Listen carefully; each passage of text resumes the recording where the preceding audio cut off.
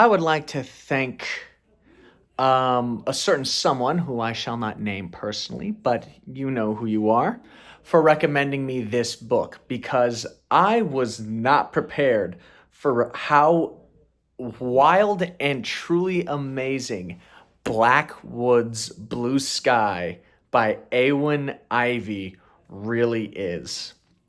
I'll keep this very short and brief. Um, Blackwood's Blue Sky tells the story of a 26-year-old mother by the name of Birdie and her 6-year-old daughter Emmeline as they live in a small backwoods town uh, in Alaska. And their lives change when they meet a rather mysterious and simple minded fella by the name of Arthur. And that's pretty much all you need to know going in because this book is it goes in so many different ways. It's split into three acts, which weirdly enough, each act kind of sets its own story. And I think each act is unique and different from the one that came before it, even though it's all under the same umbrella. And it is beautifully written. Eowyn's words really have this sense of descriptive imagery to the point where I could find myself smelling the pine and actually, tasting the flowers that were on the written page. And the book delves into a lot of themes. A lot of the main one really being acceptance, which I cannot go into because of spoilers, but the way that the themes unfold throughout the story are quite phenomenal and well executed. Despite the fact the story took turns that I was simply not expecting, it's the equivalent of seeing a red dot on a green canvas. You don't understand it until you actually take a step back and see the full picture. By that point, you're like, okay, that was always meant to be there. I don't know why I didn't see it before. And like I said, there are some things I kind of had gripes with. There are certain ways characters act that I disagree with, but at the same time, like for example, Birdie makes a couple choices here and there that I'm like, why would you do that? But then remember, she's a 26-year-old woman who is a single mom. So, you can't, these are things that happen realistically, obviously, but it's still frustrating that it happens. And then there's the third act definitely takes a turn that I wasn't expecting. Not in terms of like storative, but more narrative structure, as there is a time jump towards the end that really comes out of nowhere, but once again, it fits into the overall package of the book and fits everything really well. And also, I know this is going to be a little shoehorned in, but I like to thank the app Libby for allowing me to finally read this book because I've been trying to. This book sold really well and for good reason. And I was trying to get it from the library and I could never get it because it was always checked out. And I don't have it in the budget to spend $20, $30 on a book that I just didn't know whether I was going to like or not. So thankfully, Libby allows you to check out these books. And on top of that, it's digital. I was able to read the book digitally, which led to a very brief but very intensive reading.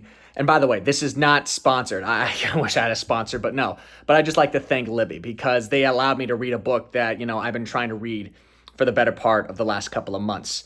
And when it finally opened up, I'm like, give me that shit now.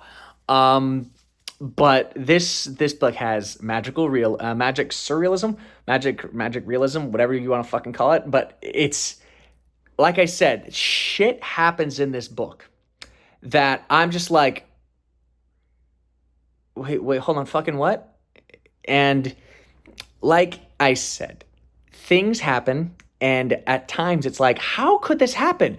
But it's that red dot on a green canvas. Once you take a step back and see the full picture, you're like, okay, that makes sense. And, despite, like I said, how Birdie acts at times, or even how Arthur acts, once you actually and Emmeline, which once again, this is not a spoiler, but early on, like in the first 30 pages, she's a 6-year-old and she worries that her mom's not coming home. So she just gets up and walks out. And I'm like, this is stupid. And I'm like, oh, she's 6. She's a child, so why wouldn't she? And oh man, oh man, oh man, oh man. This is such a good book. Like, I don't like reading all that much, but this shit had me glued from the first page to the final page. First chapter, final chapter, whatever the fuck you want to call it. Pardon my language here, but as a screenwriter, this is something that I would love to adapt because it is the right amount of weird.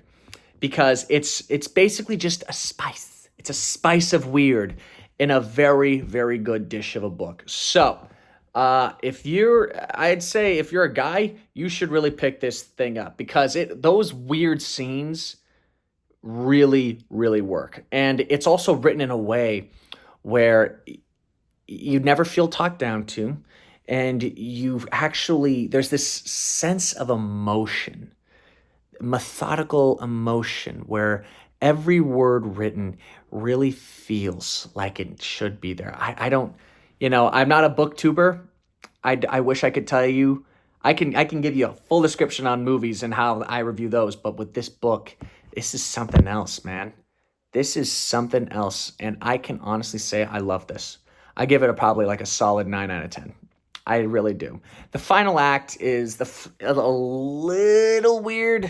It's not. Oh, sorry, not a matter of it being weird. It's just it's very separate from the rest of the book, and it leads that time skip really leads to a really, really jarring experience that I never quite left. It's unfortunate because there's a lot in that section that's really good, but at the same time, considering where Act 2 leaves off, I did kind of find myself at times getting a little like, when are we going to get back to it? Come on, there's a lot of unanswered questions here.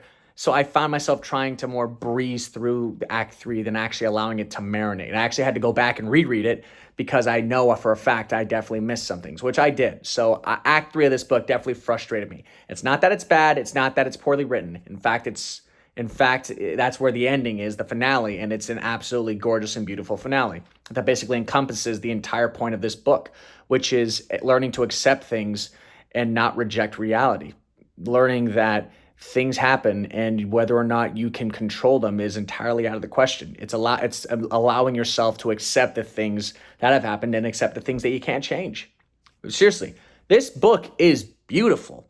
And of course, there are, you want to know what? Considering the person that recommended me this book brought it up, I'll bring it up too.